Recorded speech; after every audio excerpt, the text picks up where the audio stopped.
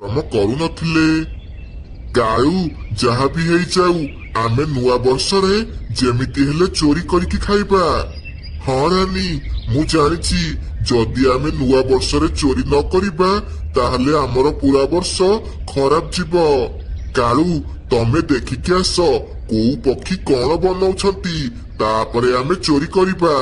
ହଁ ରାନୀ, ମୁଁ ଯାଉଛି ଦେଖିକି ଆସିବି କିଏ କଣ ବନଉଛି। ଏହା କହି କାଳୁ ବାହାରକୁ ଯାଏ। ଆଉ ସବୁ ପକ୍ଷୀମାନଙ୍କ ଉପରେ ନଜର ରଖେ। ମିଟୁ ଆଉ ମିନୁ ଗାଜର ଆଣୁଥିଲେ, ଆଉ ବଣ୍ଟି ବେସନ ପେଷିବାକୁ ଯାଇଥିଲା। ଆଚ୍ଛା, ତାହେଲେ ମିନୁ ଆଜି ଗାଜର ହାଲୁଆ ବନେଇବ ଆଉ ବଣ୍ଟି ଲଡୁ ବନେଇବ। ଯାଉଛି ଏ କଥା ରାନୀକି କହିକି ଆସିବି। ଏହା କହି କାଳୁ ଦୌଡ଼ିକି ଘରକୁ ଯାଏ ଆଉ ରାନୀକୁ ସବୁ କଥା କୁହେ। କାଳୁ, ଯେତେବେଳେ ସବୁ ପକ୍ଷୀ ଶୋଇପଡ଼ିବେ ଆମେ ଖାଇବା ଚୋରେଇବାକୁ ଯିବା। ରାନୀ, ମୋର ଗାଜର ହାଲୁଆ କଥା ଶୁଣିକି ପାଟିରୁ ଲାଳ ବୋହିଲାଣି। ଆରେ, ମୋର ଲଡୁ କଥା ଶୁଣିକି ଖାଇବାକୁ ଇଚ୍ଛା ହେଲାଣି। ଏମିତି କାଳୁ ଆଉ ରାନୀ କଥା ହୁଅନ୍ତି। ସେପଟେ ମିନୁ ଗାଜର ହାଲୁଆ ବନେଇବାରେ ଲାଗିଥିଲା। ସେପଟେ ବଣ୍ଟି ଲଡୁ ବନେଇବାରେ ଲାଗିଥିଲା।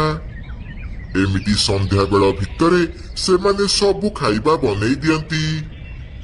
ସନ୍ଧ୍ୟା ହେଉ ହେଉ ମିଟୁ ଦୌଡ଼ିକି ଗୋଟେ ଗିନା ଧରି ମିନୁ ଘରକୁ ଆସେ।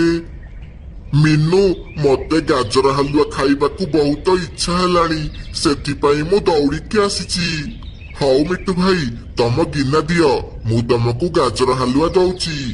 ତାପରେ ମିନୁ ମିଟୁକୁ ଗାଜର ହାଲୁଆ ଦିଏ। ମିଟୁ ମଜା କରି ଗାଜର ହାଲୁଆ ଖାଏ। ତାପରେ ସେ ବଣ୍ଟି ପାଖକୁ ଯିବାକୁ ଲାଗେ। ମିଟୁ ଭାଇ ନିଅ, ଲଡୁ ଖାଅ, ଆଉ କୁହ ଲଡୁ କେମିତି ଲାଗିଲା। ମିଟୁ ମଜା କରି ଲଡୁ ଖାଏ। ଆରେ ବା ବଣ୍ଟି, ଲଡୁ ତ ବଢିଆ ଲାଗିଲା। ବାକି ଲଡୁ ଆମେ ନୂଆ ବର୍ଷରେ ଖାଇବା। ଏବେ ମୁଁ ଯାଉଛି, ରାତି 12ଟାରେ ପୁଣି ଥରେ ଦେଖା ହେବା। ଏହା କହି ମିଟୁ ଘରକୁ ଚାଲିଯାଏ। ସେପଟେ କାଳୁ ଆଉ ରାନୀ ସମସ୍ତଙ୍କର ଶୋଇବାର ଅପେକ୍ଷା କରିଥାନ୍ତି।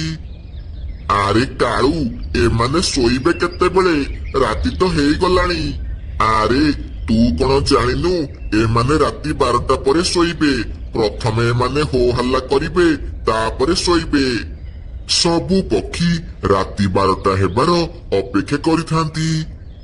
ଆଉ କାଳୁ ଆଉ ରାନୀ ଚୋରି କରିବାର ଅପେକ୍ଷା କରିଥାନ୍ତି। ସବୁ ପକ୍ଷୀ ନିଜ ନିଜ ଘଣ୍ଟାକୁ ଅନେଇକି ବସିଥାନ୍ତି। 12ଟା ବାଜିବାକୁ ଆଉ ବାସ୍ କିଛି ସମୟ ବାକି ଥିଲା। ତାପରେ ସବୁ ପକ୍ଷୀ ଘର ବାହାରେ ଆସି ଜମା ହୁଅନ୍ତି। ମୁଁ ଏ ବମ୍ ଫୁଟେଇବି, ତମେ ସବୁ କଣ କରିବ? ମୁଁ ଏ ଫୁଲଝଡି ଆଣିଛି, ମୋ ପାଖରେ ବମ୍ କିଣିବା ପାଇଁ ପଇସା ନାହିଁ। ମୁଁ ତ ଏ କେକ୍ ଆଣିଛି, 12ଟା ହେଲା ପରେ ମୁଁ ଏ କେକ୍ କାଟିବି ଆଉ ତମ ସମସ୍ତଙ୍କୁ କେକ୍ ଖାଇବାକୁ ଦେବି। ଆରେ ମିନୁ, ତୁ କଣ କରିବୁ? ମୁଁ ସମସ୍ତଙ୍କୁ ପ୍ରଥମେ ହାପି ନ୍ୟୁ ଇୟର କହିବି, ତାପରେ ଯାଇକି ଯାହା। ଏମିତି ସେମାନେ ସମସ୍ତେ କଥା ହେଉଥିଲେ। ସମସ୍ତଙ୍କ ନଜର ଗଛ ଉପରେ ଲାଗିଥିବା ଘଣ୍ଟା ଉପରେ ଥିଲା। 12ଟା ବାଜିବାକୁ ଆଉ ବାସ୍ କିଛି ସେକେଣ୍ଡ ବାକି ଥିଲା। ସମସ୍ତେ ଓଲଟା ଗଣିବା ଆରମ୍ଭ କରିଦିଅନ୍ତି। 10, 9, 8, 7, 6, 5, 4, 3, 2, 1। ସାଙ୍ଗମାନେ, ତମ ସମସ୍ତଙ୍କୁ ହାପି ନ୍ୟୁ ଇୟର।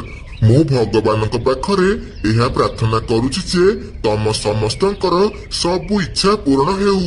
ଆଉ ଆମ ଚ୍ୟାନେଲକୁ ସବସ୍କ୍ରାଇବ କରନ୍ତୁ। ତାପରେ ମିଟୁ ଆଉ କାଳୁ ବାଣ ଫୁଟାନ୍ତି ଆଉ ବଣ୍ଟି କେକ୍ କାଟେ। ତାପରେ ସମସ୍ତେ ମିଶି କେକ୍ ଖାଆନ୍ତି। ଏମିତି ଦେଖୁ ଦେଖୁ ରାତି 1 ବାଜିଯାଏ। ଚାଲ, ସବୁ କିଛି ହେଇଗଲା, ଏବେ ଚାଲ ଶୋଇପଡିବା। ହଁ ସାଙ୍ଗମାନେ, ଚାଲ ଶୋଇପଡିବା। ଏହା କହି ସମସ୍ତେ ଘରକୁ ଚାଲିଯାଆନ୍ତି ଆଉ ଶୋଇପଡନ୍ତି। କାଳୁ, ଏବେ ତ ସମସ୍ତେ ଶୋଇପଡିବେଣି, ଚାଲ ଆମେ ଚୋରି କରିବାକୁ ଯିବା। ରାନୀ ତୁ ବଣ୍ଟି ଘରକୁ ଯା, ମୁଁ ମିନୁ ଘରକୁ ଯାଉଛି। ଦେଖିକି ଚୋରି କରିବୁ। ଯଦି ବଣ୍ଟି ଜାଣିଦେବ ତାହେଲେ ତତେ ବହୁତ ବାଡେଇବ। ହଁ କାଳୁ ମୁଁ ଯାଉଛି, ତମେ ବି ମିନୁ ଘରକୁ ଯାଅ। ତାପରେ କାଳୁ ଆଉ ରାନୀ ଚୋରି କରିବାକୁ ଚାଲିଯାଆନ୍ତି। ରାନୀ ଯେମିତି ବଣ୍ଟିର ଲଡୁ ଚୋରେଇବାକୁ ଯାଇଛି, ହଠାତ୍ ସେ ଜାଲରେ ପଡିଯାଏ। ଆଉ କାଳୁ ଯେମିତି ଗାଜର ହାଲୁଆ ଦେବାକୁ ଯାଇଛି, ସେ ବି ଜାଲରେ ପଡିଯାଏ। ଓହୋ ମରିଗଲି ଲୋ ମରିଗଲି। ଏ ବଣ୍ଟି କି ଚାଲାକ, ମତେ ଜାଲରେ ଫସେଇ ଦେଲା। ଏବେ ମୁଁ କଣ କରିବି? ଏ ମିନୁ ତ ମତେ ମାରି ମାରିକି ମୋ ପିଛା ଫଟେଇ ଦବ। କଣ କରିବି? ଏଠୁ ତ ଯାଇପାରିବିନି। ସକାଳ ହେବା ଯାଏ ସେମାନେ ସେମିତି ଜାଲରେ ଫସିକି ଥାନ୍ତି।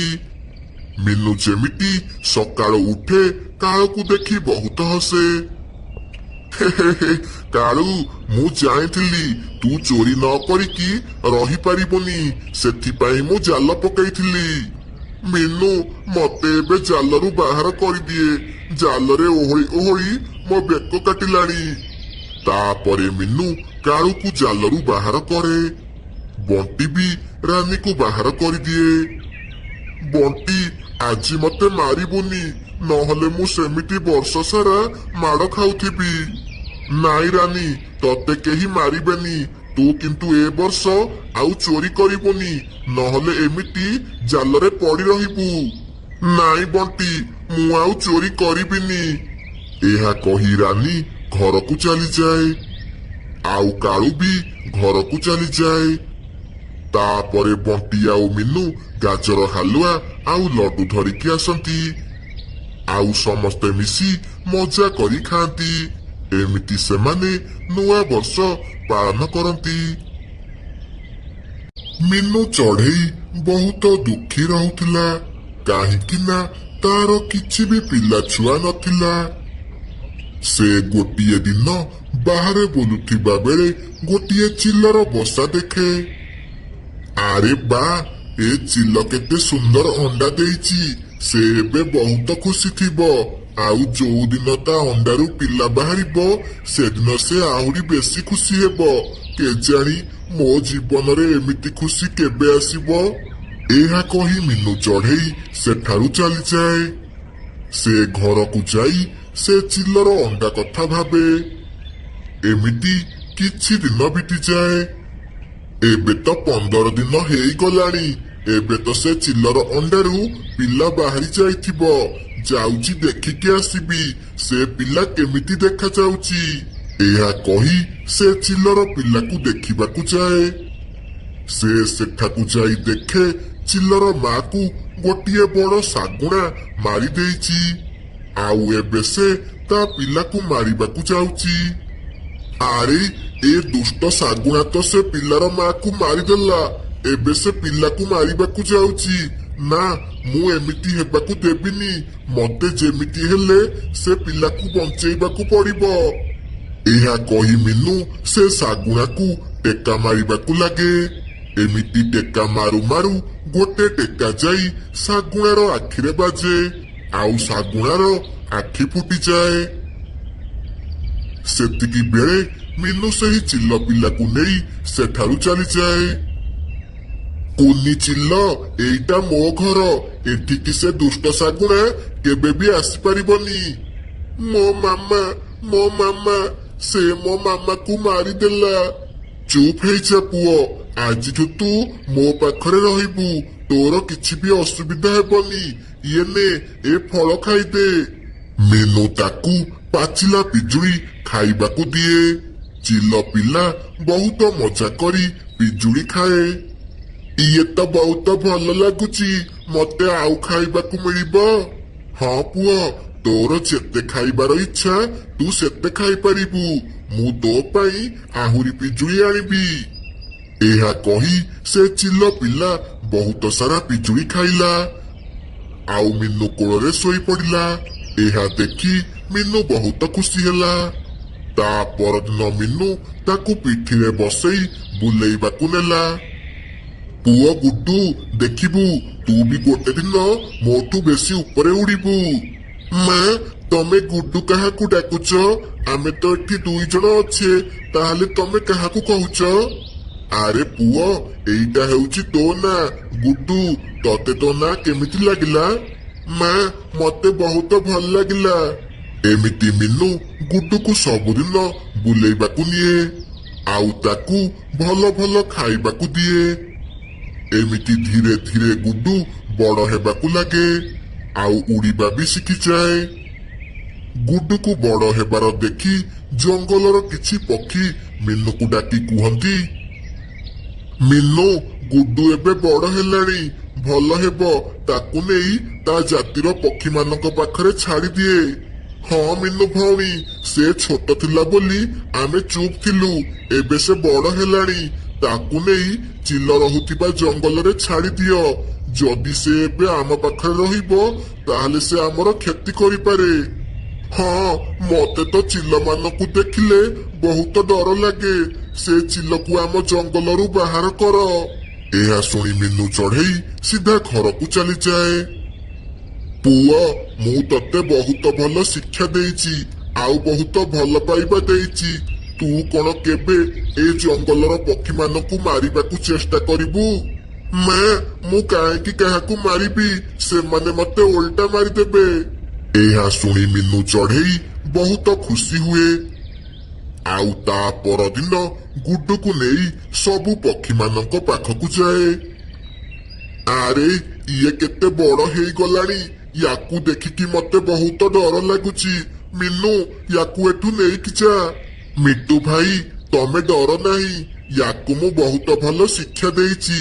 ଇଏ ତମର କିଛି ବି କ୍ଷତି କରିବନି।